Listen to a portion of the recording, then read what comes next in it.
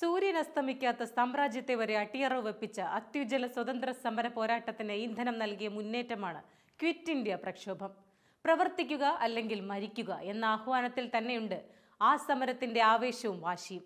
ഭരണത്തിലെ Indian പങ്കാളിത്തം സംബന്ധിച്ച് പല ചിന്താധാരകളിൽ നിന്നവർ ബ്രിട്ടീഷുകാർ ഇന്ത്യ വിടുക തന്നെ വേണം, അതിൽ കുറഞ്ഞതൊന്നും സ്വീകാര്യമല്ല എന്ന് പ്രഖ്യാപിച്ച സമരം. ഇന്ത്യയാകെ ഒരേ സമയം ആഞ്ഞടിച്ച പ്രക്ഷോഭമായിരുന്നു ഇത്.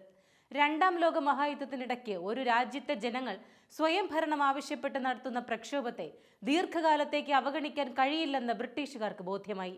1942 ഓഗസ്റ്റ് 8 തുടക്കം കുറിച്ചതായതിനാൽ ഓഗസ്റ്റ് പ്രക്ഷോഭമെന്നും ഇതിന് പേരുണ്ട്. ഓൾ ഇന്ത്യ കോൺഗ്രസ് കമ്മിറ്റിയുടെ ബോംബെ സമ്മേളനത്തിന്റെ തീരുമാനപ്രകാരമാണ് ക്വിറ്റ് ഇന്ത്യ പ്രക്ഷോഭം ആരംഭിക്കുന്നത്.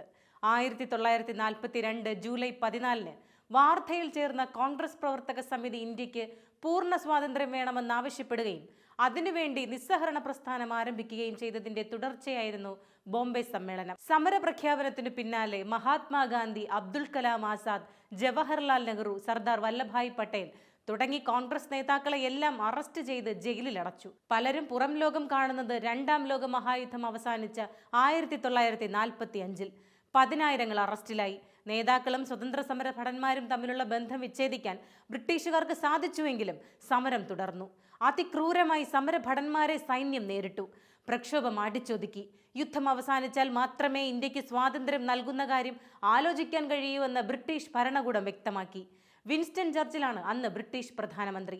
ഒരർത്ഥത്തിൽ ക്വിറ്റ് ഇന്ത്യ സമരത്തെ പരാജയമെന്ന് വിശേഷിപ്പിക്കാമെങ്കിലും അതുണ്ടാക്കിയ ആവേശം ഇന്ത്യക്ക് സ്വാതന്ത്ര്യം ലഭിക്കുന്നതുവരെയുള്ള പോരാട്ടത്തിന് ആവേശം പകർന്നു. ജാതി മത വ്യത്യാസമില്ലാതെ ഒട്ടനവധി പേരുടെ രക്തസാക്ഷിത്വത്തിലൂടെ, ത്യാഗത്തിലൂടെ നേടിയെടുത്ത സ്വാതന്ത്ര്യം വെല്ലുവിളികൾ നേരിടുന്ന ഒരു കാലത്തിലൂടെയാണ് നാം ഇന്ന് കടന്നുപോകുന്നത്. രാഷ്ട്രത്തിന്റെ ഭരണഘടനയുടെ അടിസ്ഥാന തത്വങ്ങൾ പോലും ചോദ്യം ചെയ്യപ്പെടുന്നു. ജനാധിപത്യവും മതേതരത്വവും ആക്രമിക്കപ്പെടുന്നു. അസഹിഷ്ണുതയുടെ കൊലവിളികൾ രാജ്യത്തിന്റെ വിവിധ ഭാഗങ്ങളിൽ നിന്ന് ഉയരുകയാണ്. 1942 ക്വിറ്റ് ഇന്ത്യ പ്രമേയത്തിൽ സ്വതന്ത്ര ഇന്ത്യയെ ഫാസിസത്തിനെതിരെ പൊരുതാൻ സജ്ജമാക്കുക എന്നൊരു ലക്ഷ്യമുണ്ടായിരുന്നു. ഇന്നും നാം ആ പോരാട്ടം തുടരുക തന്നെയാണ്.